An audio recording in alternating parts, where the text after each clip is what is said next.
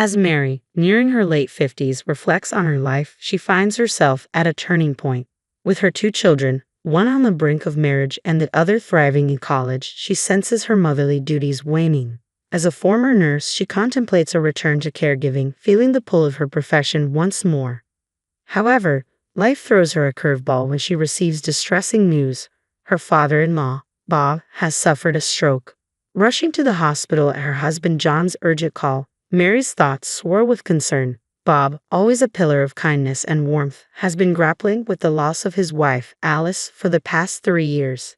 Despite Mary's efforts to uplift his spirits through family gatherings and outings, she's noticed a gradual decline in Bob's energy. Just as she begins to see glimmers of his old vitality returning, the news of his stroke hits her like a thunderbolt.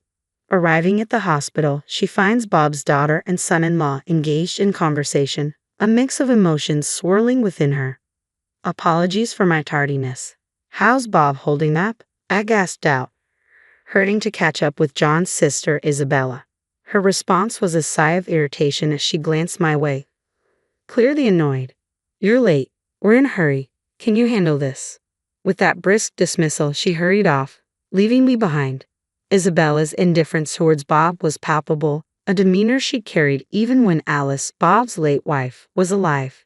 Despite Bob and Alice's unwavering kindness, Isabella remained aloof, untouched by their warmth.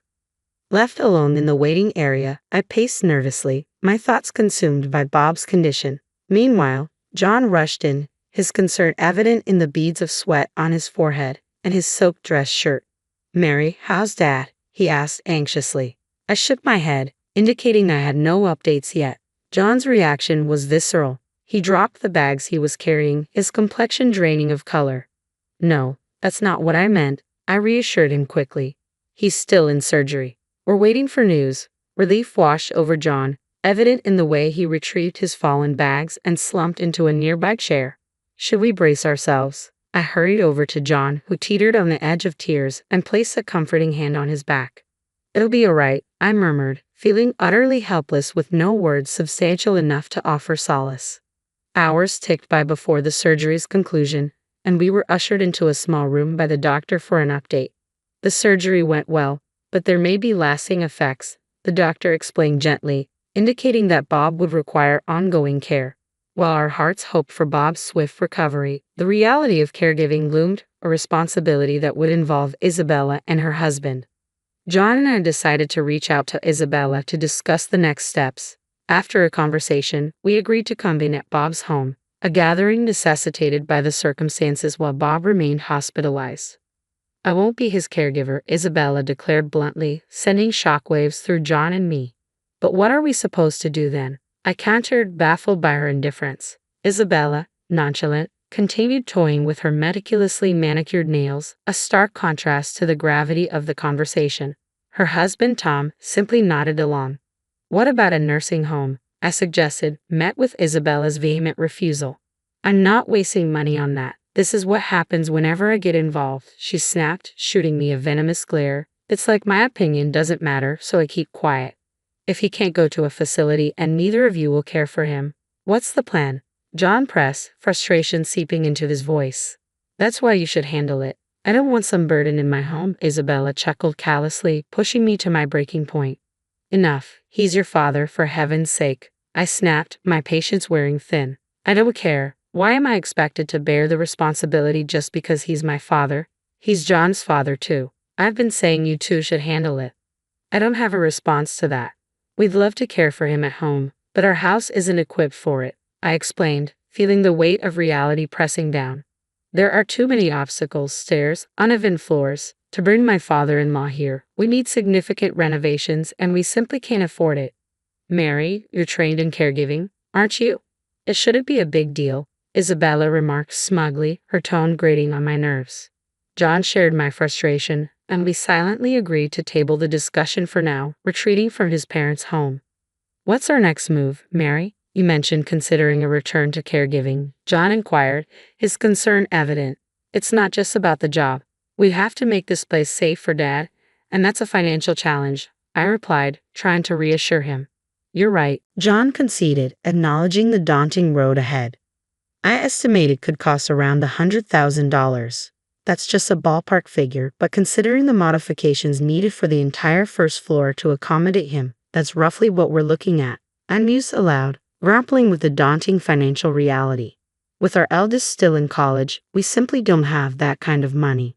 We're still paying off the mortgage, and the thought of taking on another loan for renovations is overwhelming. It's a difficult decision, but should we consider a facility for him? The question is, would he even be able to get in? The waitlists are long, and the expenses significant, and I doubt Isabella and her family would offer any assistance. It feels like we're stuck with no viable solution. Deciding to at least listen to my father-in-law's perspective, I made my way alone to the hospital where he was admitted. Stepping into his room, I was greeted by a sight that lifted my spirits. My father-in-law, visibly improved, greeted me with a warm smile. "Please don't apologize," my father-in-law would often murmur upon my visits. "There's no trouble at all. And look, I've brought you one of your favorite books today." "Why apologize? You're bringing me joy," I'd respond, trying to uplift his spirits. The doctor had informed us of his stroke, leaving him unable to move the right half of his body independently. To read, he'd prop the book on the table, using a weight to keep the pages steady. "Ah, thank you," my father-in-law replied gratefully, accepting the book I'd brought. I'd gently placed the book by his pillow. "Dad, I came today because I wanted to talk about what lies ahead," I began, meeting his warm smile with a heavy heart. "Oh, I understand. I'll be fine, even in a nursing home. I've prepared for it, so please don't worry," he reassured me, though I sensed a flicker of loneliness in his eyes. "Well, Dad, if you're open to it, why not come stay with us? I have experience in elderly care, and as a stay-at-home mom, I have the time. John will be there too. Let's live together," I blurted out, sensing his solitude. His surprise was evident, perhaps realizing deep down that returning to his own home, where Isabella and her husband resided, might not be feasible. I couldn't shake the feeling that they'd view him as a burden, ultimately leading to a nursing home. The thought weighed heavily on me, overshadowing my initial intention to listen to my father-in-law's wishes. There was a twinge of guilt toward my husband John, but I knew he'd understand. Now, we needed to arrange for his care upon discharge. Money was a concern, so I decided to seek Isabella's input. With these thoughts swirling in my mind, I made my way home. When John returned from work, I recounted the events at the hospital. He appeared troubled but nodded, almost as if he had anticipated this turn of events. Without delay, John dialed Isabella's number. "We're reaching out for assistance because we'll be the ones caring for Dad," John explained, his voice tinged with frustration as their conversation escalated. With a resigned sigh, he ended the call and briefed me on their exchange. "Isabella refused to contribute any funds. It seems there's little we can do about it," he disclosed, his concern evident as he contemplated the financial implications for his father-in-law. From then on, our home buzzed with activity. We deliberated over renovations, essential care supplies, and received guidance on home care options. When I informed my father-in-law that he'd be moving in with us upon discharge, his expression was a mix of gratitude and regret. "Mary, could you fetch the checkbook from over there?" he requested, gesturing toward a cloth bag on the shelf. Curious as to why he'd need it, I obliged, retrieving the checkbook during one of our visits. Observing my father-in-law, I watched as he opened the bank book and presented it to me. "I have some savings here. Could you and John make use of it?" The figure written in the checkbook was staggering, surpassing any amount I'd ever seen. Stunned, I must have appeared frozen, prompting my father-in-law to chuckle. "You and John will be looking after me now, won't you? I heard about the new car and the renovations to make the house accessible. Would $10 million cover it?" $10 million. The zeros overwhelmed me, leaving me speechless. I couldn't fathom why my father-in-law had amassed such a fortune, but it seemed that after my mother-in-law's passing, he had turned to investments he had been studying, and they had proven lucrative. His savings had grown exponentially, fueled by his restrained spending habits. Yet even if he intended to renovate the house or purchase a car, the sum seemed excessive. Reluctantly, I returned the bank book, shaking my head. "I can't accept this much. Please keep it for yourself." He pushed the book back toward me, insisting, "I can't possibly use all of this. I'd rather return it to you and your family, who are willing to care for me." Once again faced with the returned bank book, I stood my ground. "I really can't accept such a large sum," I insisted firmly. After a brief pause, my father-in-law proposed, "How about $1 million?" Realizing the impasse, I managed to negotiate a compromise, settling on a reduced amount of $100,000. Though he seemed reluctant, he agreed, and for the time being, that seemed satisfactory. As we were in the midst of this exchange, Isabella suddenly appeared, catching us off guard. Quickly, I stashed the bank book back in its place. Seeing my hurried actions, Isabella's brow furrowed in concern. "What's going on?" she inquired, her voice tinged with worry. I breathed a sigh of relief, grateful she hadn't overheard our previous conversation. Isabella had come to deliver some clothes for our father. After a brief exchange, we left the hospital room together. However, on our way home, Isabella suggested stopping by a coffee shop for a discussion. Given her history of bringing up unpleasant topics, I braced myself for what was to come. Reluctantly, I acquiesced, unaware of the twist awaiting us. "I'll take care of Dad," Isabella declared out of the blue, stunning me. Her sudden proposition caught me off guard, especially since we were already knee-deep in preparations to accommodate my father-in-law, including ongoing renovations to our home. I couldn't fathom why she would make such a proposal at this stage. "So you won't need to visit the hospital anymore," she added. "Visiting isn't solely the responsibility of the caregiver. There's no rule dictating that only the caretaker should visit." Why would she say that? I pondered, feeling perplexed by Isabella's unexpected offer. Despite my reservations, I suggested we postpone discussing it further and made my exit from the cafe. Back at home, I shared the encounter with John, who mulled over it before a realization dawned on him.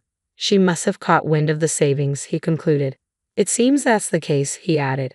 "Otherwise, she wouldn't have volunteered for the caretaking role, especially given her previous reluctance."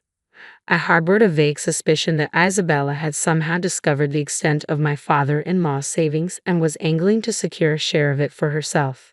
Perhaps she would concoct a reason to start dipping into the funds. "But what do we do about it?" I queried, feeling a sense of unease. "I've got an idea. Let's give her a chance," John suggested with a mischievous grin, hinting at a plan brewing in his mind. Uneasy about his scheme, I opted to stay silent and play along with Isabella's request for the time being. I assured my father-in-law that financial concerns were no longer an issue and that Isabella would be providing care. His response was vague, his expression neither confirming nor denying his comprehension. With that, the conversation concluded. Following his discharge from the hospital, my father-in-law returned to the family home in Nebraska, where Isabella resided. During a visit to the house, I couldn't discern any signs of renovation or adequate caregiving supplies. I questioned whether genuine caregiving could take place under such circumstances. However, it was Isabella's decision, and I felt it wasn't my place to intervene, so I remained silent. 2 months later, I received a frantic call from Isabella. "Mary, I can't do this anymore. Please come over right now," she pleaded urgently. Concerned, I wasted no time and rushed to the house in Nebraska. Upon my arrival, I was greeted by a disarrayed house and a foul odor lingering in the air. Puzzled by the scene before me, Isabella emerged, looking more worn out than ever. Dark circles shadowed her eyes, and her movements were unsteady. "Are you all right?" I asked, rushing to her side, alarmed by her condition. Isabella grasped my hand tightly and muttered, "Get rid of that." Confused at first, I managed to calm her down and coax an explanation out of her. It appeared that she had underestimated the demands of caregiving. From assisting with mobility and meals to managing incontinence, including dealing with diapers, the responsibilities had overwhelmed her. She felt incapable of managing anything, not even attending to her own needs. I reassured her that I couldn't make any immediate decisions but promised to reach out as soon as possible. With a heavy heart, I carried this burden home with me. "It's been 2 months already." "Impressive," John remarked, glancing at the calendar. It seemed he had anticipated this turn of events. He suggested we pick up my father-in-law on his next day off, and I readily agreed. A few days later, as we arrived at the family home in Nebraska, my father-in-law was already packed and prepared to depart. Relief washed over me knowing we could finally bring him home. Just because I endured for 2 months and used to live here doesn't mean I don't deserve compensation. "I think $5 million sounds fair," Isabella declared suddenly as we were assisting my father-in-law into the car. I froze in disbelief. John, too, was taken aback, turning to face Isabella with a mixture of surprise and dismay.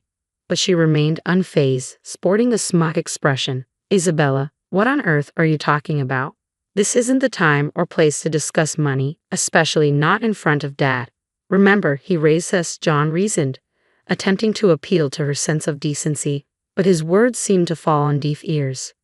I'm his daughter. It's only fair that I get compensated, Isabella retorted defiantly, her audacity catching me off guard. How could she be so brazen?